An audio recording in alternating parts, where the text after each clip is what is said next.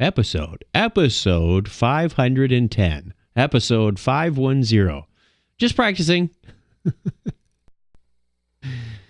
Hey, everybody, this is Chuck. I will be joined by Craig in just a moment. Just texted him, and he said, 1 sec. Well, that's it. Time's up. Show's over. This is Technorama. We'll be doing a live stream momentarily. Let me get this out on the social area. This is the pre-show to our regular show. Thank you very much to my lovely wife for running the video tonight. We don't have any in-studio guests, unfortunately. If you are in the Phoenix area and you'd like to be an in-studio guest, we welcome you. Reach out to us. Let us know. And here comes Craig. Hello. Hi, your camera's dark again. Why did it do that?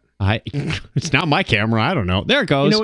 It's coming up. Yeah, you know, it's funny because as soon as you answered, yeah, I saw my video and it went dark on the video. Anyway, who knows? Who knows? Does this thing sound pretty good? Yeah, you want to be close. Yeah, I know. But I do like this better than talking through the H2. The H2's got a lot of real estate on the screen. Well, in front of my face, so I can't. This one I can at least look over it and see the screen perfectly. Oh no! Look at the camera. It's red shirt night. No. I'm wearing a red shirt also. Wait, let me change my shirt. Oh, please, no, not on camera. Oh, that was painful to watch. Let me get this socialized out. We are streaming, correct? All right, then what? I should see it on the. Oh, did I just show my nipple online? Yes, you did. Oops. Oh. Classic moments in Technorama history. I guess I won't be running for president. Again. Again. Another opportunity lost. All right, share this with the public. And away we stream. Let me mute that so it doesn't come up on my screen. Hey, we have one viewer. I like that. Hold on, I'm going to try and take a screenshot so you can... you got to see the screen capture. I'm doing like this. Okay. Is it better than your Hunger Games salute? That's the Scout salute. That's the Hunger Games. Oh, no. Wow, your shirt's so red it makes mine look orange. Do I need to go change? No, please don't. Well, mine says Phoenix Comic-Con. So we're safe. We don't match. All right, so I got to come up with something witty to share my timeline. Once, what? Twice, 3 times a podcast. Of all the podcasts on the internet, we're definitely one of them. Yeah. Hey, I saw the screenshot that T put up, and I totally recognized that file name. It was Tech Ep 517. Whatever the date was. A screenshot from funny. What? He was working on, I guess, Podcasts for Dummies. Okay. And well, so I know exactly what page that was from. I was just looking at it. Yeah, and the screenshot just showed that little bit of the screen. Yeah, it was like 170301. Yeah, and I replied and I said, I totally recognize that file name. You don't think I promote our own stuff in the book as much as possible? Of course I do. I'm sure you did. Although I think when it comes to pictures of oneself, T has me beat hands down. Oh, so this is a self-promoting book now? Oh, well, I got the digital mixer picture, and that's all I care about. It's the one that's on my Facebook banner. Oh, anyway, right. Shall we begin? We don't have any in-studio guests with us, although next week we are looking at getting a special guest. What?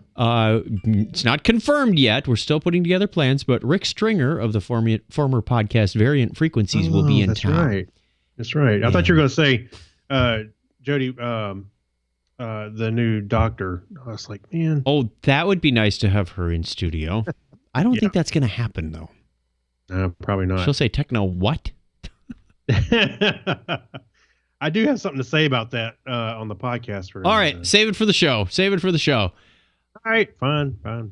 Let us begin then. This will be easy for Donna and the camera setup. Yeah, she can set it and leave. Kind of like I do with the church audio on Saturday night. I'm out. Yeah, that's right. The 3 mics are open. Go nuts. Right. Okay, then let us begin with the recording process. Okay. I thought I pressed record. No SD card. Where's my SD card? What? Where's my That's SD worse. card? That's worse than not hearing record. No, that's a blank. That's Dang. worse than not hitting record because that means you weren't even trying. I tried, but where's the SD card? I recorded something a couple days ago. In your computer? Let me check. Let me check in the living room. I may have pulled it out of the laptop. The cat's got it now. Let me look real quick. Hang on. I'll be right back. Craig, entertain the crew. All right, here we go. I'm going to take my shirt off and dance. Just kidding. So I wanted to go see Planet of the Apes, but I didn't get to. I'm curious if anybody else did. And I'm going to pull up the comments to see if anybody is watching the comments. What's that? So, yeah. It is not in the living room. Now I have to look around here in case the cats decide to jump up and knock it off the table. And they do that. I know. Nothing is sacred to cats. They will eat everything. They will push everything off the table. Open glasses of water. I found the big giant dice that Scott Tyler gave me all over this room. All over and it? Sometimes in the hall. It must have been huge. All right, I'm still not finding it. I'm going to have to go get another SD card from somewhere. Hang on. Do you have a... get one of those old 512 meg ones. It came with a camera or something. I've been on a Star Trek kick, actually. The last several days, I've watched almost all the movies, I think, or most of them. The TOS crew, not necessarily the... and the TNG. Not the... well, I did watch the newer Star Trek ones, too, some of them. So, well, I've really been into it.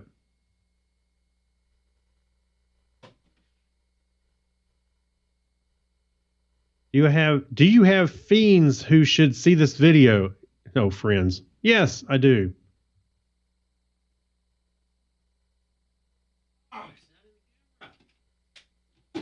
So far, the only one watching is John Miller Jr. Thank you for your service, sir. Wow, he jumped right on in. I watched a little bit more of Black Mirror. Kind of interesting. What was the episode called? It was let me pull up Netflix. I'll tell you real quick. It was the one where the guy was getting text messages and they were telling people what to do and they're kind of blackmailing a little bit. That was pretty raunchy. Terrible. I felt crappy watching it. I was I felt bad for the guy, I should say. It was episode... Let me pull it up. Hold on. I'm almost there. Oh, Shut Up and Dance. That's right.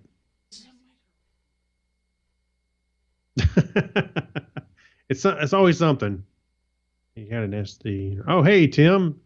You're watching now. Welcome. But I'm liking Black Mirror. I especially like that first episode, the one with the social network nosedive. That was a good one. Kind of does... It put a futuristic spin on what we're experiencing now, where we're all going with Facebook and whatnot. All right, I got one, but I don't know if I trust it. Hang on. I remember one of them was giving me some grief. Hold on now a second. I go to put this one in and there's already one in there. Oh, no. I felt in there. That's the right one. I don't know if I trust that one then, if it says it's not one in there. Let me cycle the device. Sometimes you just stick in and stick it. I just powered up the device. Guests are here. Sorry for you people watching on Facebook. This is oh so entertaining to watch somebody try and find their SD card. Okay, I put it in and the little icon is just spinning and spinning. Okay. Oh, man, I took it out and it's just spinning and spinning. This device just does not like... I'm going to do a cold, hard power down on this thing. Pulling all known batteries and everything.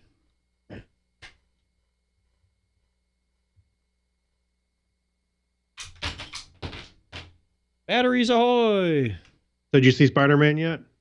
No, we intended to see it yesterday, and it didn't come about. We're also neglect on watching Guardians. Okay. Oh, the second one? Yeah. Oh, yeah. Don't tell Ben and Keith. Okay. So we should have got them to at least call in and give us a report from Powering Comic-Con. it up. Didn't they go to Comic-Con, you said? Spinning and spinning and spinning. Yeah. Okay, well, it says empty folder, 0 hours remaining. Okay, that card is not having any fun. Maybe I can reformat it.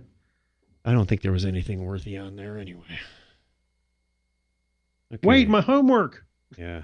Menu. I wanted to go see Planet of the Apes, but I did not make it there. I did too, but Scott didn't want to watch it.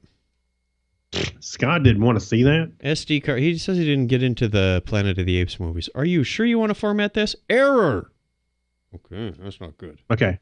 You know what? I would set that card aside. I would set that card aside as well. It doesn't have the Write Protect tab on or nothing, does it? No. Okay, let's grab Plan B. It's a micro SD in an adapter. As with all things Technorama, there's always something. Hey, at least we caught it this time. Yeah. Card protected. That's a good sign, and in fact, it was protected.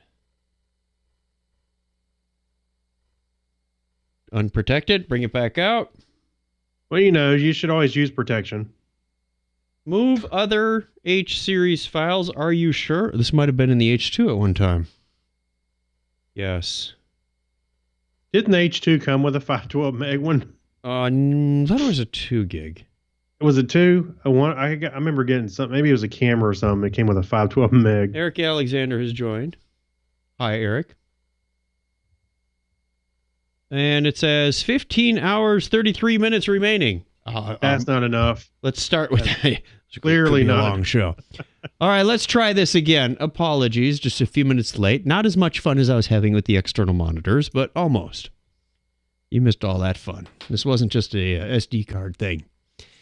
Good thing I wrote a book on podcasting so I can check things like this. I know, right? I really need to start prepping a little earlier and test all this stuff. It'd be nice if I could just walk in at one point and just hit record. Does that ever happen? No. No. If it does, it just doesn't. Something's screwed up. Every week. All right, let's try this again. Here we go. All right. Technorama episode 510, Tahiti Syndrome. Good morning, folks. This is your captain speaking. Technorama. Remember when? Technorama. On this day in tech history. Tech. And now, the news. Tech. What the chuck? Technorama. Welcome to Blockhead Video. Where can I go where the Wi-Fi is clean and the toilets get good reception? Wait. Over there, in the media corner. Technorama. Hold my beer and watch this. Unfasten your seatbelts and disregard all safety rules. Here are your flight crew, Chuck and Craig. That sounded like a line from Cheers. I know, right? Where can you go where the Wi-Fi is clean and the toilets are good reception? Where everybody knows your name. It's like Technorama. Technorama is filmed before a live studio audience.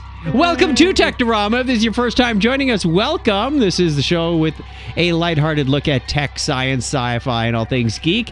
If you are coming back from a previous visit, no judgments here. Yeah. We Don't judge us for our appreciate it. past work. We're moving forward. I am Chuck Tomasi. Joining me as always is Craig Stepp. How are you, Craig? And I'm hot and muggy here. I'm in the middle of the southern summer. It is in the middle of the Phoenix summer, so I got you beat on temperature, and the humidity is creeping up as we get into the monsoon season.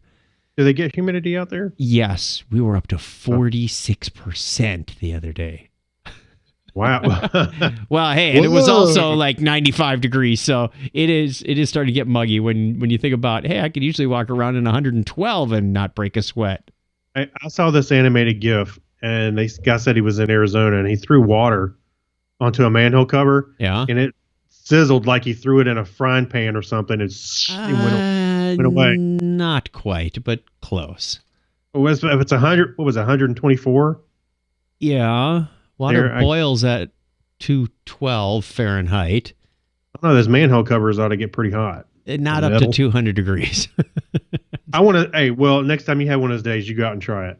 All right. It'd be like when you're in Wisconsin. They say, "Hey, when and it's really cold, and you throw take the the hot boiling water water. up. Yes, and it turns into Yeah. like instant steam. Yeah.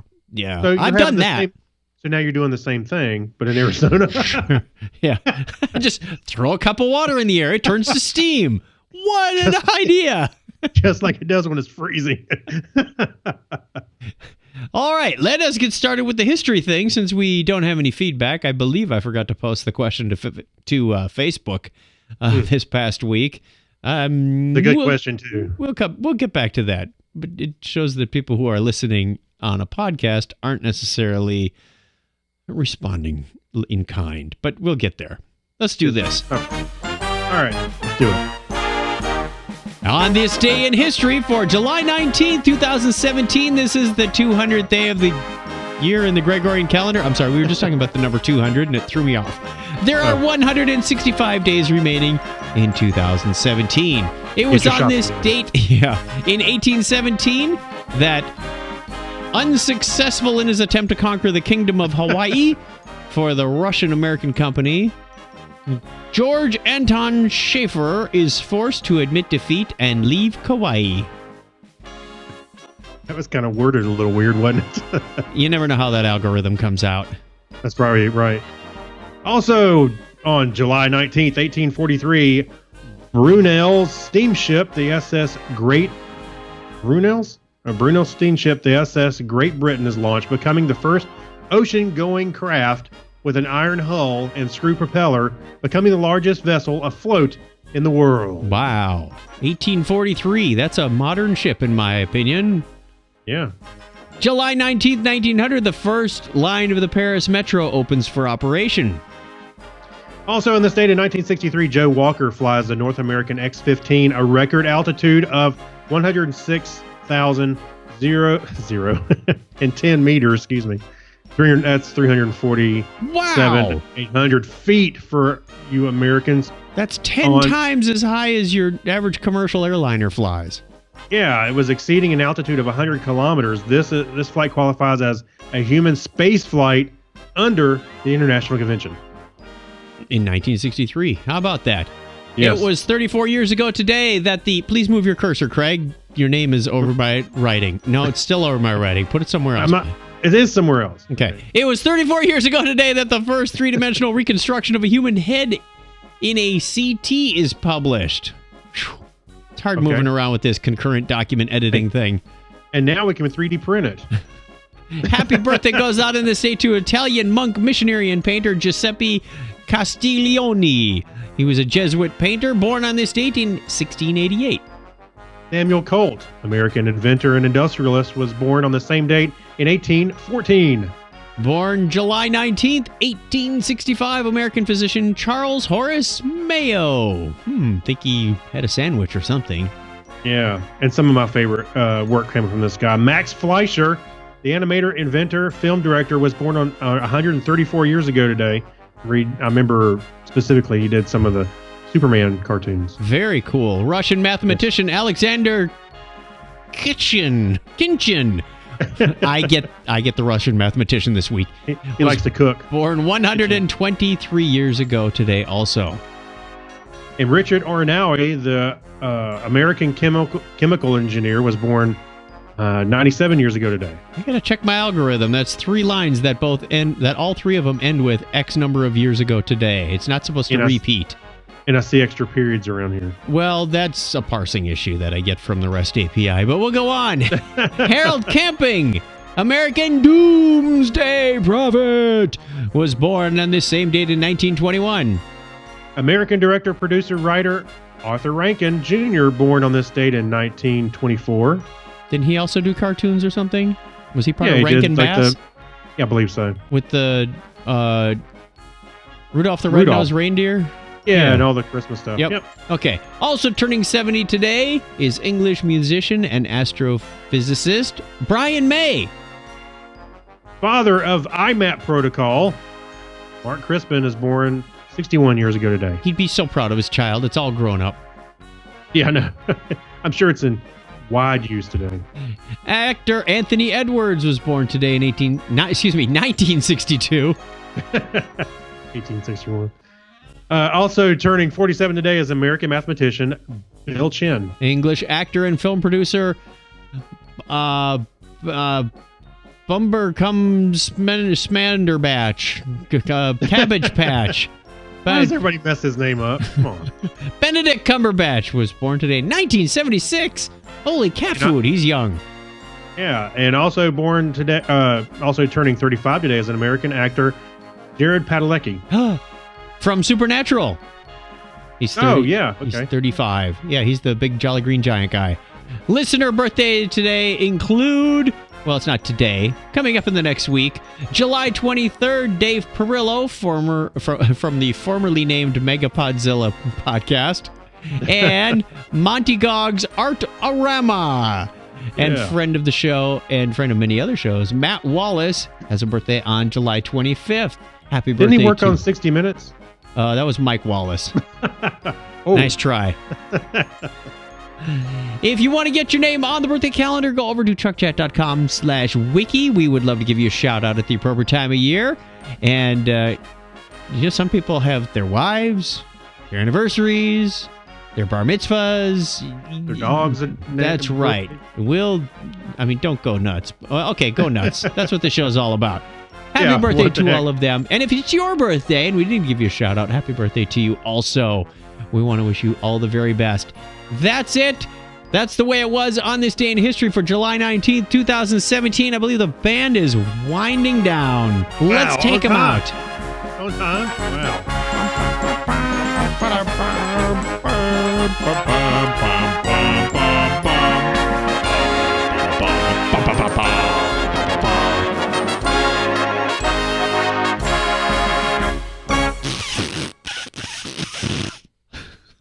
You're like a baton. I can't play the baton. You know what? When you did that, you know what I started thinking of? Remember, on this auspicious occasion, you mean let this the one? Let the horn on this auspicious occasion, let the horn of eternity cut a thunderous blast. Craig still loves that one. I love that. That's hilarious. I think my favorite is still fried crack corn and I don't care. Leela crack corn, I still don't care. Better crack corn and he is great. Take that, you stupid corn. That's right. All right, we have a couple of news stories, which means it's time for some news. Good news, everyone! The first images of Jupiter's Great Red Spot reach Earth, and tubes of Preparation H are on their way. We can't help. This is from spaceflightnow.com. 2 days after NASA's Juno spacecraft streaked over Jupiter's Great Red Spot, pictures of the solar system's largest, most powerful storm have been transmitted to Earth, giving eager scientists close-up views of the 10,000-mile-wide anticyclone, where 400-mile-per-hour winds have been howling for at least 187 years and possibly much longer. The solar-powered Juno reached the low point in its 53-day orbit around Jupiter at 9:55 p.m. Eastern Daylight Time on Monday. That would be this past Monday, passing within 2,200 miles of the planet's cloud tops. 11 and a half minutes later, it made its first pass directly over the Great Red Spot at an altitude of about 5,600 miles and a velocity of a cool 130,000 miles per hour. The spacecraft's camera, not so creatively named JunoCam, and its 8 other science instruments were all operating at close approach on the first raw, unprocessed pictures were posted on the camera website early Wednesday. Selfie! Additional processing is expected to bring out much more detail in the images that, when occupied with data from Juno's other instruments, will shed more light on the nature of the storm and presumably help answer questions that have baffled scientists for nearly 2 centuries, if not longer. Despite long-term observations and groundbreaking telescopes and a variety of spacecraft, including the Hubble Space Telescope, the Voyager probes, and the Galileo orbiter, scientists still do not understand what powers the storm. How deep it extends below Jupiter's cloud tops, how long it has swirled, or even the sources of its reddish hue. How many... Well, I'll stop there. How many questions do we have about Jupiter? What is the average speed of a laden swallow? Blue, no green. I'm sorry. That's And what is the capital of Assyria? I actually changed something in the Podcasting for Dummies to say that now. Aleppo. No, it's not Aleppo. You're going to have to look. I did. But now I won't be fooled by the old man from scene 24 at the Bridge of Death. Right. We just strayed off topic a little bit. Apologies. This is some pretty cool stuff. Juno was launched in 2011 and made a close Earth flyby in 2013 to get a gravitational assist to go whoosh, and 5 years later, it is now at Jupiter. Is that how they technically describe it at NASA? Yes. And then we're going to go... You have to put in the Star Trek Enterprise sound as it goes by. Yeah. Right. I need to find my Enterprise. It's around here somewhere. Lots of things. You still haven't found it? It's around. I found the box. I did a lot of cleaning. Well, you're cleaning. I do know where it is. It's in a box back there behind the Dalek. Okay. Just right where you keep your Star Trek we stuff. we are probably not. Well, and there's a lightsaber in the same box. We are probably not your first news source for this. If you have been keeping up, you've probably heard this. Maybe if you're watching live on Sunday night when we do this podcast, this might be the first you heard of it. But I suspect what. The only reason I threw this in here is because I didn't think we were doing ourselves a favor if we didn't mention it. All right, then we will mention it quick in case you were sleeping under a rock for the last few days. Yeah. As of Sunday, July 17th, 2017, we have a new doctor announced. Doctor Who doctor. Would you care to read this, Craig?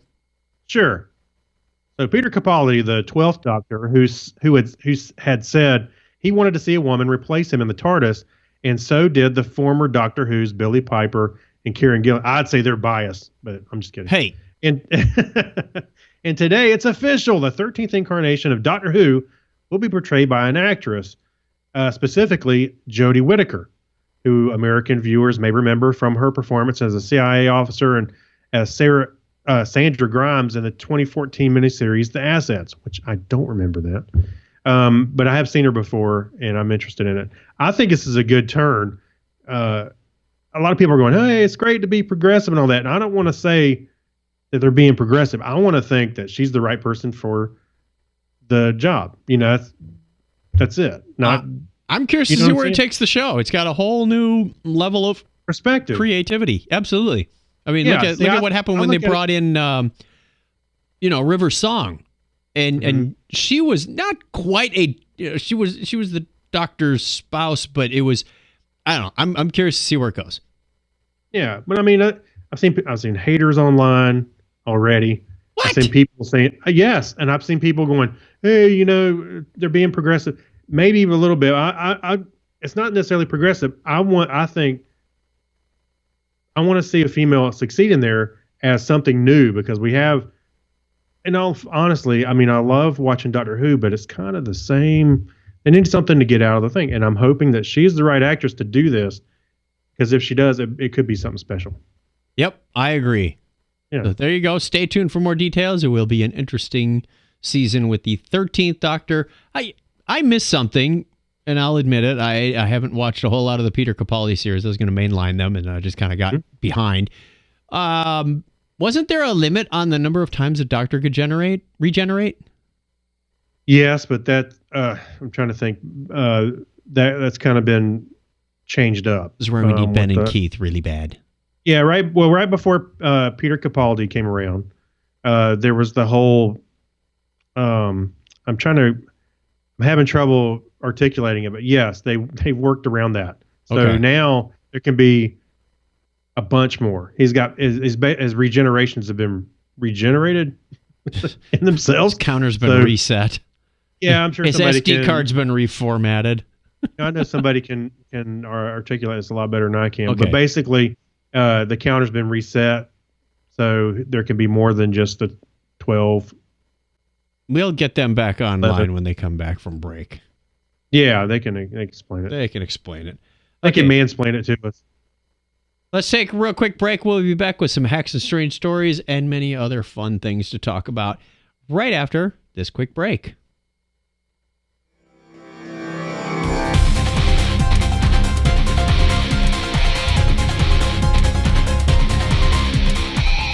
Well, it's summertime, and you know what that means? That means it's just about time for the dog days of podcasting.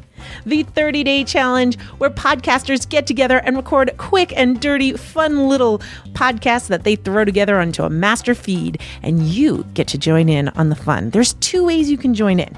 You can do both. You can listen to every single episode that comes out and get a smorgasbord of different topics brought to your ears every single day. Or you can even grab a microphone or your phone and create and record your own podcasts every day and join in the fun. If you've never done a podcast before, this is a great way to get your feet wet. If you're a veteran podcaster, this is a great way to spice up the podcasting and make it a little more fun and break yourself out of the habit. It's like a summer vacation. The only thing you really need is to have something to say. So why don't you do it? Grab a microphone or just grab the RSS feed and join us. Go to dogdaysofpodcasting.com and you will find all the information that you need to know to listen or to join us and podcast yourself.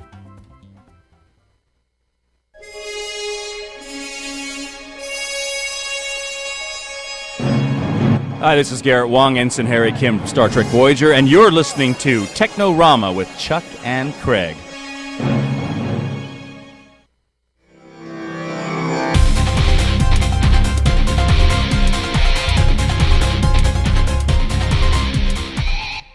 We got a lot of people that are hanging out and checking us out on Facebook Live. We'd love to see you there. They're checking us out? That's checking right. Us out? Oh, hey, baby. They haven't been checking us out for very long, but hey, thanks. Hang out with some nerd friends. In fact, Gary Lindros, friend of the show, has said that Technorama trumps Game of Thrones tonight. Wow. That's dedication. Wow. Yeah. Take that, Lannisters. Oh, wait. Yeah. No, wait. Lannisters never forgive a debt. No, Lannisters never... Lannisters always repay their debts. That's it. Who? Maybe I should watch Game of Thrones. Oh, Craig. I haven't watched any. I don't know. You're missing out. Well, wow. I did go out online when everybody was freaking out about the Red Wedding, and I had to go figure out. I was like, you can't just jump in and watch that. Then it has no meaning. Well, no, it looked pretty bad. But I had to jump out. I went to YouTube or something and found a clip and went, oh. And I don't understand how they're freaking out when most of the people read the book anyway and knew it was coming. Did you read the book? I read book number 1 and about half of the second one. Really? I was doing them on audio. They kind of got a little dry. Oh. They're long. Yeah. All right. We have Hacks and Strange Stories. I like this one, and I saw this when I was scanning the headlines and hoped you'd throw this one in because it brought some interest in my opinion as well. A scrap dealer finds an Apollo-era NASA computer in a dead engineer's basement. Now, let me explain that a little bit more. A pair of Apollo-era NASA computers, a pair of these. You know how big the computers were back in the 60s? Yes. Yes. Quite large. Well, the computer, 2 of these, and hundreds of mysterious tape reels have been discovered in a deceased engineer's basement in Pittsburgh. Most of the tapes are unmarked, but the majority of the rest appear to be instrumental reels for Pioneer 10 and Pioneer 11, NASA's flyby missions to Jupiter and Saturn. At some point in the early 1970s, an IBM engineer working for NASA at the height of the space race took home the computers. This is a whole new meaning to dumpster diving. No kidding. And the mysterious tape reels also went with them. A scrap dealer invited to clean out the deceased electronic-filled basement discovered the computers. The devices were clearly labeled NASA property. So the dealer called NASA to report the find. Please tell NASA these items were not stolen, the engineer's heir told the scrap dealer, according to the report. quote, they belonged to IBM Allegheny Center, Pittsburgh, Pennsylvania.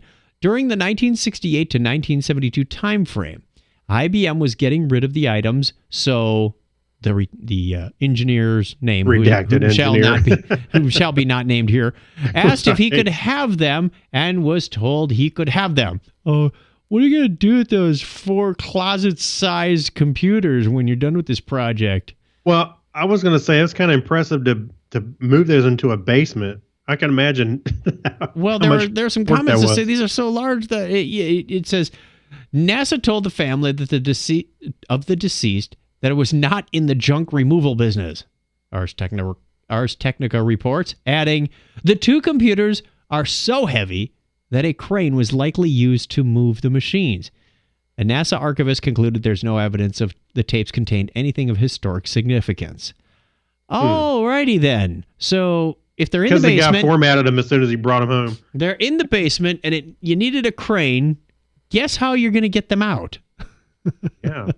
Well, when I think of a crane, like to move a computer like that, I mean, not like overhead. I would think one of those little.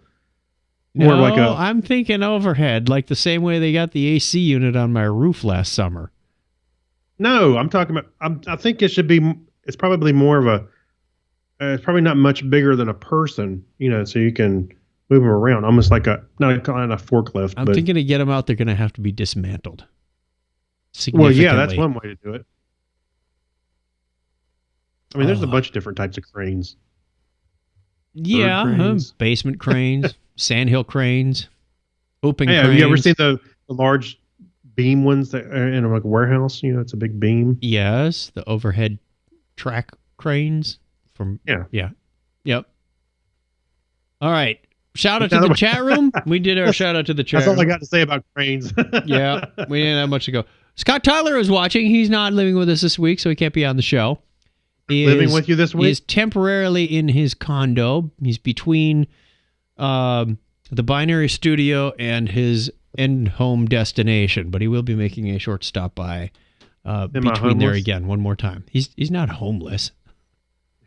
His wife is driving out from Wisconsin, so he wants to meet her, but not in our house, thank goodness.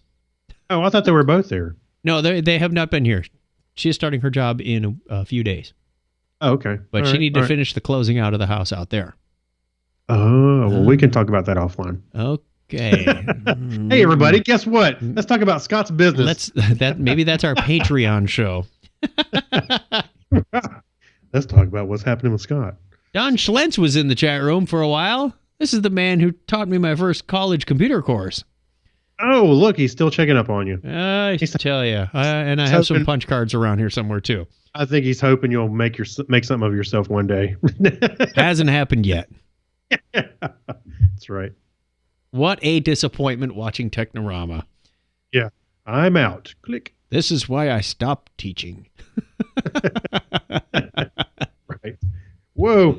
My duct tape or my electric tape's not holding anymore. Uh-oh. But don't work on a microphone while it's live, man. That's terribly noisy. It was either that or it was going to fall over. So that's one of those sounds that go on the Captain, I'm trying to save the bridge. Conference call bingo. Yeah. Someone manhandling their microphone. I posted that thing up.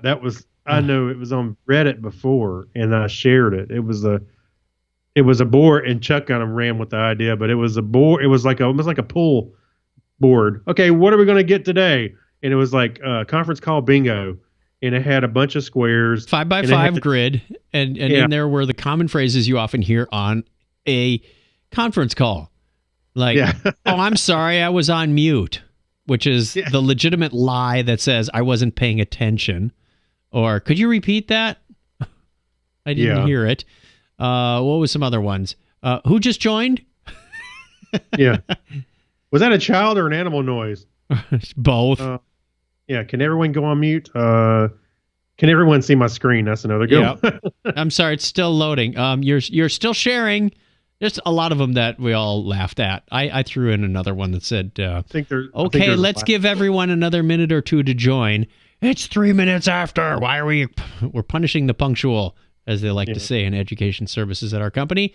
Okay, enough about that sidetrack down to conference call bingo. Hey, Chuck, hold on. I have another call. I have a hard stop on this podcast at 7:30. Right. Thank you to our patrons. Let's play the patron music. Where is it? There it is. Wait. We got one more story. There was nothing in Remember When. Did we skip a story? Yeah, the toilet one. Oh, do we have to do the toilet one? Yes. All right. We do have to do this one. It's time for the toilet humor. Okay, which wouldn't be a Technorama show without this. 22,000 people agree to clean toilets for Wi-Fi because they didn't read the terms. Outstanding. Right. Tim Berners-Lee, and any article that starts with Tim Berners-Lee has to be credible, right? How many? I wonder how many stories start with his name. Tim Berners-Lee, the father of the World Wide Web, listed his top worries for the future of his creation earlier this year. One of his biggest concerns is the increasingly dense terms of service agreements that companies ask users to sign. Now, a public Wi-Fi company has demonstrated just how dangerous these complicated agreements can be by inserting absurd conditions that thousands of people unwittingly agreed to. Right. Purple is not just a color. It's a Manchester-based company that specializes in running Wi-Fi hotspots for brands like Legoland, Outback Steakhouse, and Pizza Express. Wasn't that in Toy Story? Pizza Express? Oh, that was Planet Planet. Pizza Planet. Yeah. Pizza Planet. This week, the company came clean about its 2-week experiment in which it inserted a, quote, community service clause into its terms of service agreement. More than 22,000 people signed up to perform 1,000 hours of menial labor for the chance to check in on their Facebook and maybe look up some directions. In a blog post on its site, a Purple spokesman explains that the agreement requires users to... A Purple spokesman. A Purple spokesman. Oh, he's not breathing. He agrees... He explains that the agreement requires users to do any of the following at Purple's discretion. Cleansing local parks of animal waste. Providing hugs to stray cats and dogs. Manually relieving sewer blockages. Cleaning portable lavatories at local festivals and events. Painting snail shells to brighten up their existence. Scraping chewing gum off the streets. There was also a prize offered for anyone who contacted the company and pointed out the clause. Only one person received a prize. It's unclear if Purple would even be legally allowed to enforce the clause, but it says it won't even try. This was simultaneously a campaign to raise awareness about the necessity of reading the terms of service and a marketing stunt to announce that Purple is the first Wi-Fi provider to be compliant under the new General Data Protection Regulation, or GDPR. The GDPR guidelines will become enforced on May 25th, 2018 for countries that are part of the European Union. Ooh, I guess Brexit can't come fast enough for some of us. Right.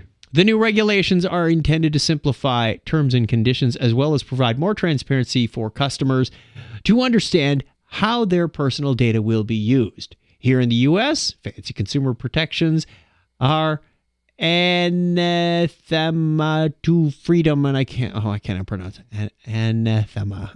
I've never seen that word before. To freedom and capitalism. So you might want to be careful. You know, they said this was a campaign for awareness, to raise awareness about the necessity of reading the terms of service. And I hope it's not to put the burden on the consumer, because I think too long. Yeah, they're way too long. Who is going to read this garbage? I'm installing a piece of software. You know, I got to read 5 pages. Every iOS update, every software update. I mean, Apple's are some among the worst. I would probably argue, how can it be legal? Because it's so long to read. Yeah. You know, for crying out loud. It's at least a 30-minute endeavor to get through some of these things. That's just one paragraph. I didn't say anyone understood it. But yeah, this harkens back to the South Park episode where they didn't read the EULA. We're not going to go into that. Just look it up if you want to. Yeah, I will. Fine. I'll go read that. All right. Now can I do a thank you to our wonderful patrons? please, by all These are means. the people that support the show monetarily, even in a modest fashion. They bring this show because we love them. And in return, we give them special content that's only available to our patrons. No, it wasn't left blank intentionally, Craig. Craig is pointing out one cell is empty in the middle of this table. We did have a declination of funding from one person. Thank you for all your support over the years. Long-time contributor.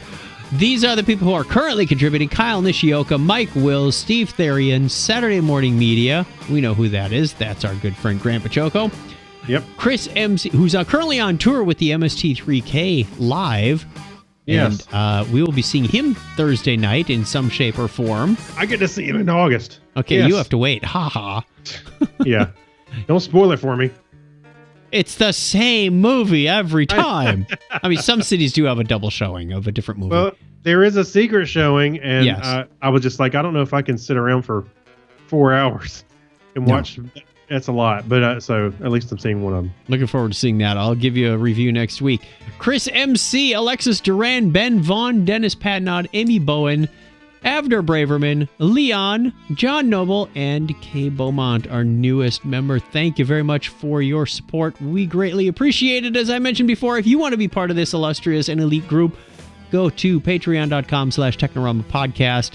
And for as little as $1 a show, remember, you only pay for when we provide. So if we have a lame-ass month, but like June Never. was, where we had one show, hey, it's $1. You can't go wrong. And, you know, I know. Even though we're clearly worth $2. we're working on a special special gift for you this season. Last year, it was books. We sent everybody who wanted it books that we had available from various authors and distributors. So we'll get you something cool this year, too. Christmas present, if you will, for our patrons. A signed book of the Podcasting for Dummies. No, I can't afford that. That's if you want to buy it, I'll sign it. Yeah, I'll get you that. You know, pull a Scott Sigler thing. We will be doing, I don't know if I mentioned it on this show. There's a couple things to mention since we're deleting the media corner section anyway. Yeah. There's back. Speaking of podcasting for dummies, now you just have media corn. All right. I'll take it away. Go Podcasting ahead. for Dummies. We will be doing a podcasting workshop October 28th in Phoenix, Arizona. If you're around, let me know. We are still finalizing the schedule, the venue. Don't have all the details, but that's the plan. T. Morris is going to be in town. We're going to do a book launch, a workshop with a couple of tracks going on, some past, present, and, well, who knows? Maybe you'll be the future podcasters. And we will be doing book signings there as well. We will also be... the other thing to announce is Craig and Clinton Alvord and me. What? Oh, yeah. What? That's right. We already we started a new podcast called The Topic is Trek over at thetopicistrek.com. We got a whole 2 episodes out, so it ain't polished yet. I'm about to put I'm going to post the first one. Okay. We got to probably get in the next day or so. We got to get in the various directories and whatnot. But yeah, you can go check out the website. We're still putting it together, and we'll have a Facebook page up this week. We need a promo too, apparently. And a promo. I'd roll it in this show. So the list keeps going longer. Consider that our first promo. So yes, it's not impossible to start yet more podcasts. Well, Clinton's got an advantage. He's retired now. Yeah. Yeah, that's what I was just saying the other night. It was great having him on there because when I'm like, hey, Clinton, can you do this? He's got time to do it. It's like having an intern, just an older intern. No. Careful. You may not be on episode 2. I love you, Clinton. Really, man. All right, we have the Geek Library. Well, that was ruddy mysterious.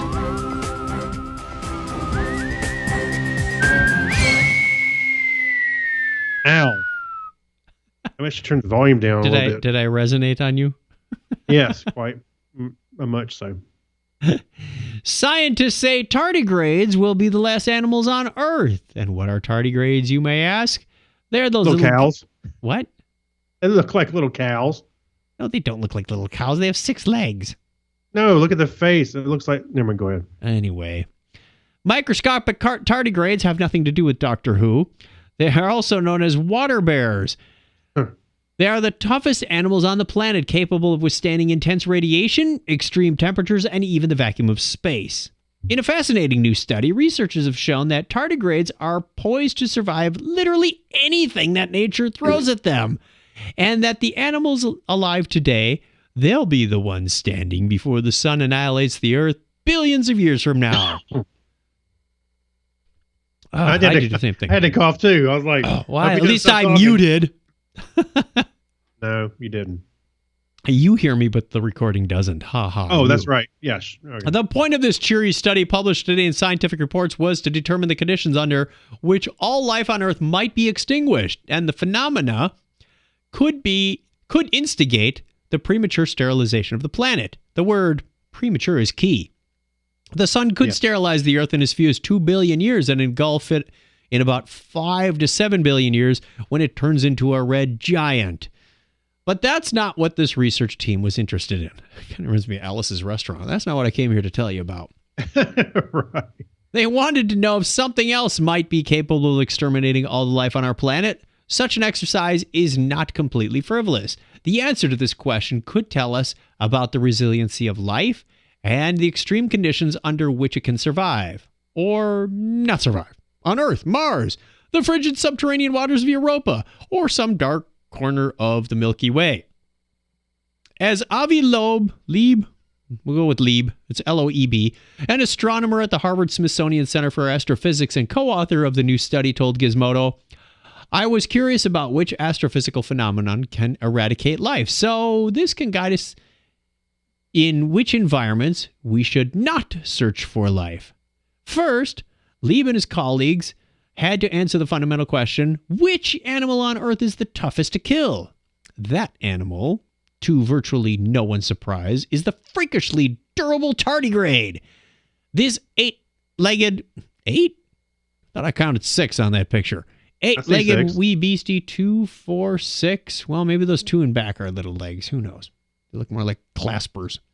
This 8-legged wee beastie, they measure 0.5 millimeter in length and can only be seen through a microscope, can endure conditions that boggle the imagination, surviving for up to 30 years without food or water and enduring temperature extremes of up to 300 degrees Fahrenheit, aka 150 degrees C. Tardigrades can withstand blasts of radiation, complete dehydration, being frozen, the vacuum of space, and even intense pressure found at the bottom of the Marianas Trench.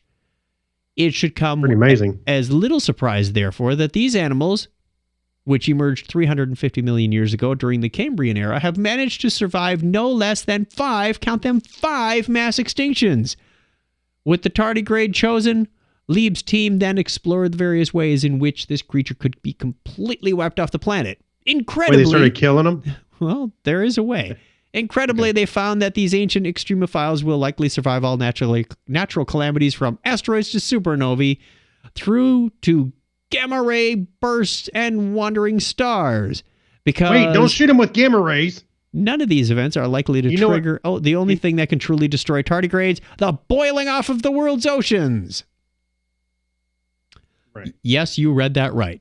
It's only when the oceans boil away and the planet is as dry as a bone that the tardigrade family will meet its demise. It goes on from there, but it's a very interesting article about what these little animals are capable of and why are they interested in finding out how you can kill these little water bears. You're asking? No, I'm explaining. You just read it to us. I did.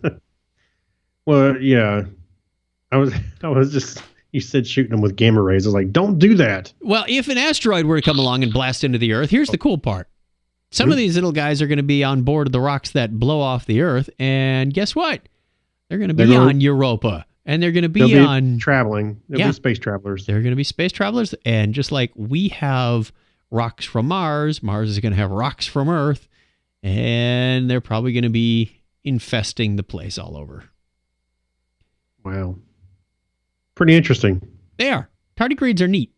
They're tough little animals. The more you learn about them, the cooler they are. And speaking of cooler... hey, by the way, I think the first time I saw these guys was on Cosmos with Neil deGrasse Tyson. Oh, Because you're a late bloomer.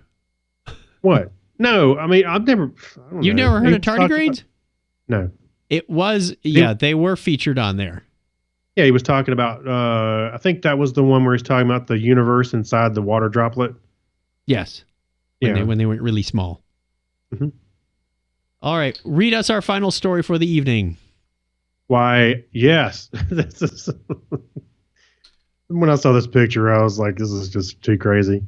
That's what I saw too. I was going through a feed on Facebook and went, "Oh, I have to follow through with this." Yeah, so this alien punch fountain is the coolest party accessory ever. Okay. So it must be awesome to have the ability to build cool things because the sky truly is the limit. I wouldn't know. I'm reading this in the perspective from the person you who read are. Keep reading. Yeah, I wouldn't know, but I can barely build a pizza. Many fans over the years have sculpted their own xenomorph busts and even life-size statues, but I'm pretty sure there's only one alien punch fountain in existence. Yes, you read that correctly. Alien punch fountain. Looks like he's puking into the cups. I know. Yeah, it's like his acid's coming out of his mouth. So the craftsman over on YouTube channel, Neat Oko, just uploaded a video where this particular build, which is out of this world awesome. They hand sculpted the xenomorph from the waist up and inserted a tube into it, allowing them to literally use the monster as a dispenser for beverage of their choosing. They went with green Hawaiian punch, which is perfect since the xenomorph, well, they bleed green. So you can see the time lapse in the video that's attached to this article. I was just thinking, what if they took it a step further and made it a fondue fountain and had like chocolate and cheese and stuff like that? Slowly dripping. Dripping. Yeah. Like you just put the caramel on your top of your ice cream cone. This would be great at a Halloween party. This would be awesome at a Halloween party. They are up in Boulder City, Nevada, and I'm considering stopping next time we go to Vegas. It's on the way. Really? Yeah. Okay. Maybe we should. It's that little town just across the dam. Say, you and I are going to go there next May. We might have to set something up. Yeah. We should do something. That's pretty cool, though. Actually, it looks kind of neat, but there's no way Kim's letting me put that in a Halloween party or something at our house. Let me give a quick glance over at Donna. Can we bring that to a party? Castle check. Well, I'm still on the air. That's a good sign. Castle barometer. There you go. That brings us to the end of the show. We have a question of the week for you, though. We want to hear from you. Which fictional character, any, do you identify with and why? Could be from books. Charlie could be from Brown. movies. Wow. I'm Charlie Brown. Gee, the eternal optimist. Yeah, that's right. You know, it's funny. I was just thinking about the Charlie Brown cartoons. Remember the animated ones? Yes, absolutely. I was watching Star Trek: The Original Series today, and I watched "And the Children Shall Lead." You know, where they summon up the glowy guy. The girl who plays Mary on there was the voice of Lucy on the Charlie Brown cartoons. Yes. Okay. All right. A little bit of trivia in case you didn't know it. Clinton would be going, yeah. Actually, since we recorded our podcast, I noticed. Well, I mean, almost all the Star Trek movies are on Hulu and Amazon. Yes. So I was like, I started watching. I wanted to watch one of the TNG movies. I think I started with First Contact. Just kind of threw it on and started watching that it in the one background. right there. On the poster in the background. Yeah, that one. So I started watching that. Then I moved on to. Forget anyway. I started watching them all, and then I started going into the TOS crew movies, and I think I almost watched almost all of the movies except for Nemesis and the newer stuff. And this you is over didn't the watch course of last Nemesis? No. It you wasn't haven't got available there for me yet. to watch. Oh, no, okay, it wasn't available on the. I'd have to go pull out the DVD, and that's a lot of work. Oh yeah, that's tough. It's exhausting when you have to go all the way to the cabinet to get a movie. Well, actually, here you go. Look, they're all right Back down there. there. You can see them. Yep. So, But anyway, so I started watching streaming them all over time. I started watching. I even watched I kind of went backwards, I think, because I watched the motion picture today. And I love that movie, but it sure is long. You have to get the director's cut. It's much better. I do have the director's cut, but again, it's in the cabinet. I thought it was much more enjoyable. Yeah, I did like it a little bit better, but it's in the cabinet. All right. So, which fictional character do you identify with and why? Anybody responding yet in the chat room? John Miller says Clark Kent. The kids would love it. Oh, Scott Tyler's still talking about the Xenomorphs fountain. Oh, he's got lag. Rick Stringer joined. Tim Elliott joined. Rick probably joined to go, what am I getting myself into for next week? Right. Let us know. Call us on the listener line if you've got an answer for the question. 707-530-2428 or send us an email. Technorama@chuckchat.com. I had to throw that out before we went on. And I know we played the promo for it a little bit ago, but I want to remind everybody, hey, the Dog Days of Podcasting coming up August 1st. So if you want to listen to us podcast for once a day, not just us, but so far I've got, 13 people in there. Oh, and it's probably going to grow from there. What did we have last year? About 24? Yeah, probably about that. Dogdaysofpodcasting.com. If you got any questions, send Craig an email, craig@chuckchat.com. It's on the website. It's on the website. You can sign up right there. Yeah, and I have a Facebook group. There's information on the website about signing up. So please, if you're interested in podcasting for once a day for the whole month. It's a challenge. For some people it's a challenge, some people it's not. But I think it's turning into the challenges trying to listen to them all. and you will hear some classic podcasters like Michael Butler. You will hear some people who are just starting out. We had a number of newcomers last year. I look forward to hearing from him again, like Charlotte Kennedy. Yes. So that should be fun. If you want to be on that list, hey, there's an easy way to do it. Plus, the Facebook group will help you get started. Even if you say, I've never done this before, you can just pick up your mobile device, talk into it, and hit a button, and you're pretty much done at that point. So it can't be any easier than that. And I've mentioned this elsewhere, but part of the fun of this whole thing is just participating in it with everybody else. So there's a great group of people that are doing this. And it's just kind of fun, hanging out with everybody and having the shared experience. It is a lot of fun. Yep, it's a community. Yes. Okay, and on that note, we're going to sign out. Thank you very much, Craig. Thank you, Chuck. Looking forward to talking to you again next week. Again, if you want to get a hold of us, call us on the listener line, 707-530-2428. We look forward to hearing from you. Or send us an email, technorama@chuckchat.com. Find us on the various social media sites. You know where to find us. Just look for Technorama Podcast. We are out there. Thank you again to all of our Patreon patrons. Go to patreon.com/Technorama Podcast. There it is on the screen. My wife is one step ahead of me. I should just learn to read. Follow her direction. Look, always. She's always ahead of me. Till next time, tell a friend about Technorama. And as always, Craig, give me a binary high five. 101. As long as prosper. Thank you and good night.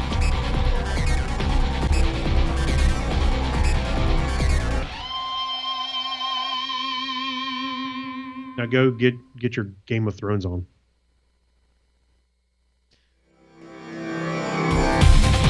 What? Oh, Donna's taking the stream down. Welcome back, everybody. Threw me. Well, I hit stop on the record, and I accidentally hit it a second time, and I heard that. I'm like, no, I don't have any way to hear what's in the audio recorder, especially if I hit record. So, stream is going down. Thank you for joining us on Facebook. We love you.